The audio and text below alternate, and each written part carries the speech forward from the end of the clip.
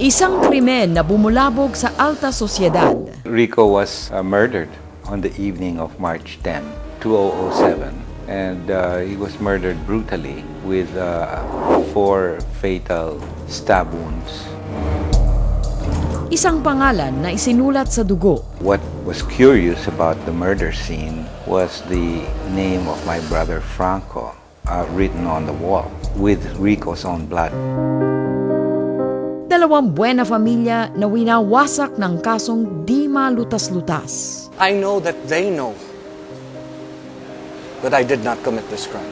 Why will you try to run away from a trial if you're really innocent? Ano ang ugat ng malalim na hidwaan ng dalawang respetadong pamilya na unang pinagbuklod ng pag-ibig?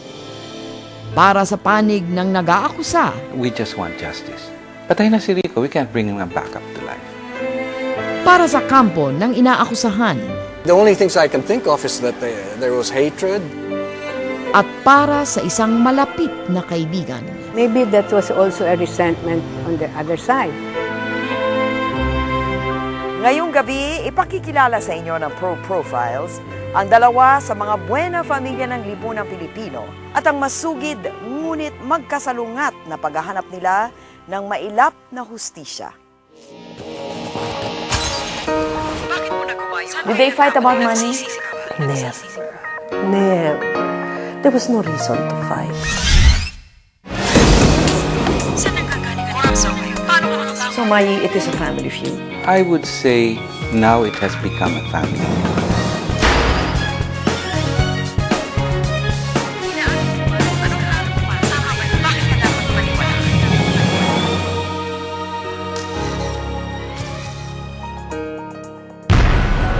Bigla na lang po may tumakip sa bibig ko. Tapos nagsisigaw po ako, yung po binugbog na ako. Tapos pinasok ako sa kwarto, tinalian ako.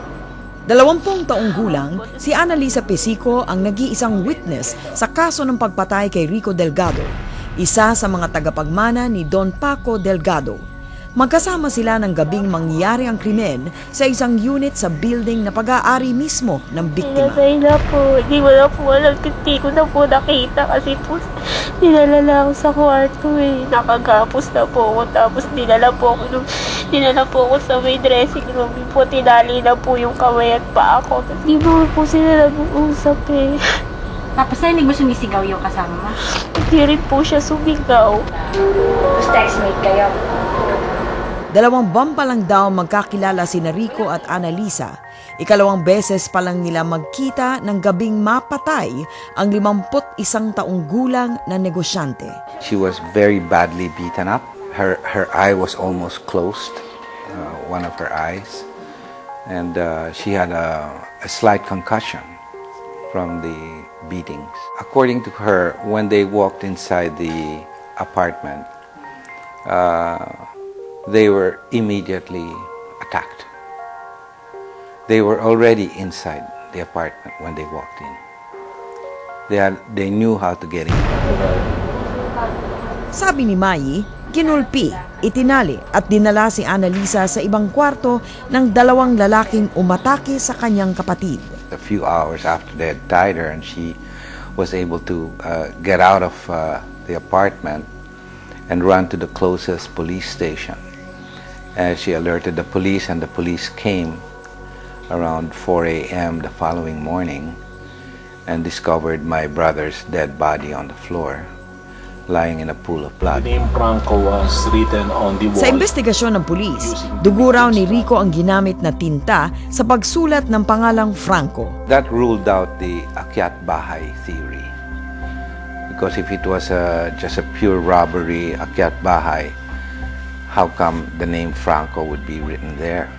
And so obviously it was an assailant that knew the family. Ayon sa report ng pulis, ang biktima ay nasa may pintuan ng kanyang kwarto, malapit sa pader na may nakasulat na Franco. Maayos daw ang sala at mga gamit ni Rico, pero nalimas ang laman ng isa sa 3 vault nito. Sa karagdagang salaysay pagkaraan ng 5 araw, sinabi ni Annalisa na ang isa sa mga suspect ay may puntong Bisaya. Mula sa mga litratong ibinigay ng mga Delgado sa pulis, kinilala niya ang pumatay sa nobyo niyang si Rico. Si Luisito Quirino Gonzales ang itinuturong sumaksak kay Rico, samantalang ang kasama daw ng suspect ay si Antonio Buenaflor. Alam naman ng tao sa Maynila, sa buong Pilipinas, na ang asawa ko may ebidensya na hindi siya ang gumawa. Si Luisito ay asawa ng singer na si Kule Desma at bunso ni Doña Vicky Quirino kay yumaong Philippine Ambassador to Spain Luis Gonzales. Si Buenaflor naman ay dating driver ni Doña Vicky. Ang ina ni Luisito ay kasal sa ama ng biktima na si Don Paco Delgado, isa ring byudo. Definitely, they're looking for some documents kasi yung mga safe na buksan.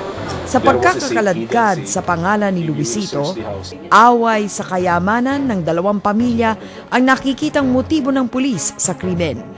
Pero maraming butas daw ang teorya ng pulis na kinakapitan ng pamilya Delgado.